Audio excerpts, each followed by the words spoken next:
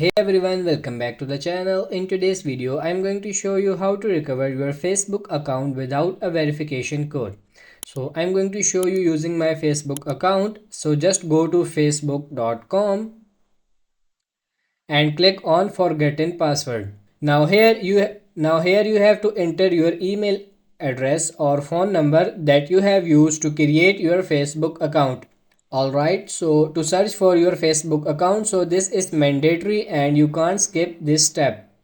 And click on search. Now in the next step you will see all the recovery options available. Now here if you can't get the codes on your recovery phone number or email address, you can simply log into your Google account that you have used to create your Facebook account. And if you are able to do so, you will be allowed to reset the password. So simply log into your Google account, and this method will not work for those who have used their phone numbers to create their Facebook accounts. Also for this method you will need access to your email address, so make sure you remember the password, or else you can reset the email's password first and then you can reset the Facebook password.